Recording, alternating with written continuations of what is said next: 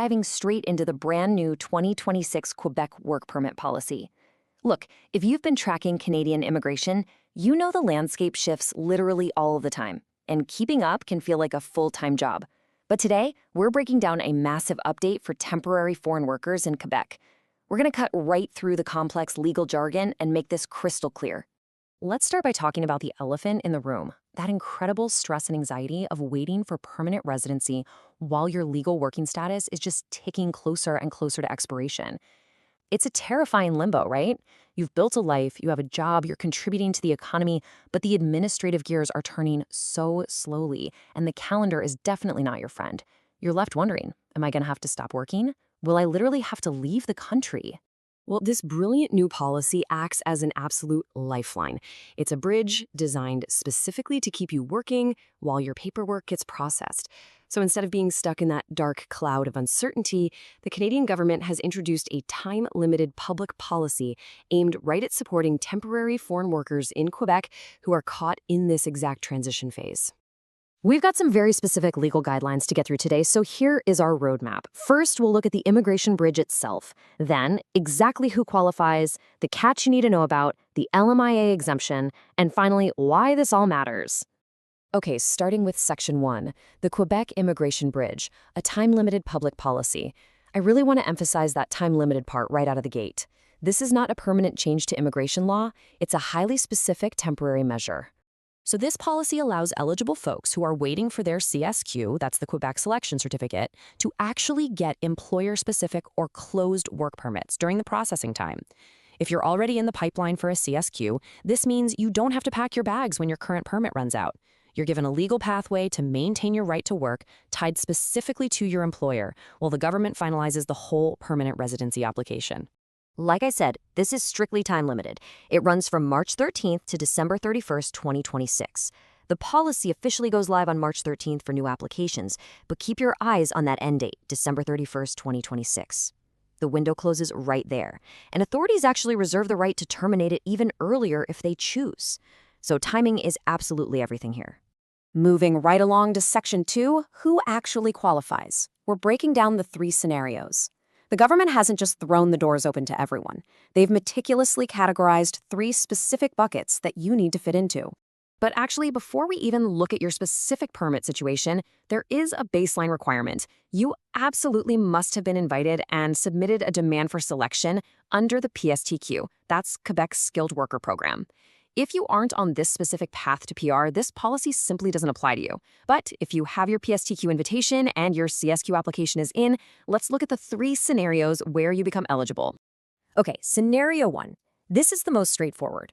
You are currently legally working with a valid employer-specific permit in Quebec, and it's going to expire on or before December 31st, 2026. You see that deadline approaching, you're actively working, and this policy allows you to transition smoothly without any gap in your employment status. Then we have scenario 2, which protects people on maintained status. What that means is your previous work permit has actually already expired, but you were proactive. You applied for a renewal before that expiration date hit. Because you played by the rules and got your application in early, you're legally authorized to work under maintained status, and this new policy covers you too. And scenario 3 is essentially a safety net. It covers you if your permit expired during the policy's active window, meaning between March 13th and December 31st, 2026, provided you've already applied to restore your temporary resident status or extend your work authorization before submitting a new permit application under this policy. It catches those folks caught right in the middle of the active timeline. Now, here is the absolutely crucial takeaway. There is a hard cutoff. If your permit expired before March 13th, 2026, you are totally excluded, regardless of later restoration attempts.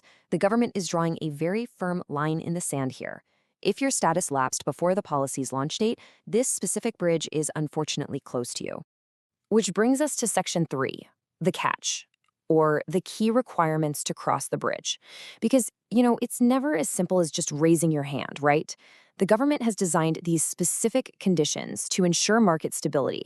Alongside proving your PS2 status and your submitted CSQ demand, there's a huge stipulation. You are absolutely required to stay with the exact same Quebec employer that was listed on your previous permit. This is the employer-specific or closed part of the permit. Why? Well, it ensures market stability without disrupting labor dynamics. The employer gets to keep their trained worker, and you get to keep your livelihood. Now on to Section 4, the LMIA Exemption Advantage, which is truly the fast lane to stability. Meeting those requirements we just talked about unlocks a massive advantage for both you and your employer. It completely removes the burdensome LMIA requirement. Now, if you've been around the block with Canadian work permits, you know the LMIA is that long, expensive, and honestly headache-inducing labor market impact assessment. Normally, an employer has to prove that no Canadian is available to do your job before they can hire or retain you. By making this permit LMIA exempt, the government is cutting massive amounts of red tape. So not only is the process way faster without the LMIA, but the government is actively relaxing rules under the International Mobility Program. They're offering some surprising flexibility here, especially for people applying from inside Canada.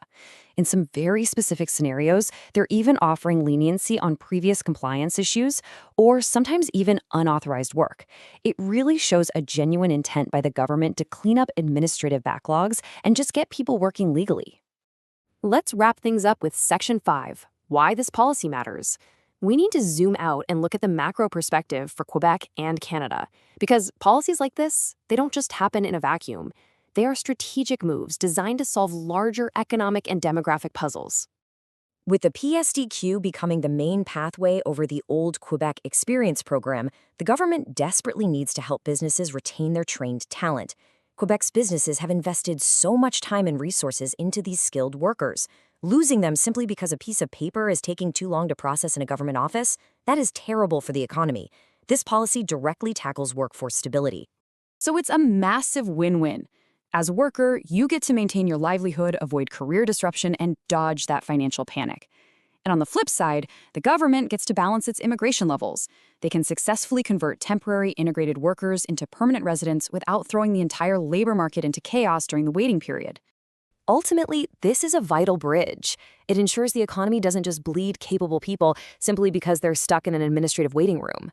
It acknowledges the human element of immigration, that behind every single file number is a real person actively contributing to the community, and they deserve a logical, legal way to keep doing exactly that while their permanent status is finalized.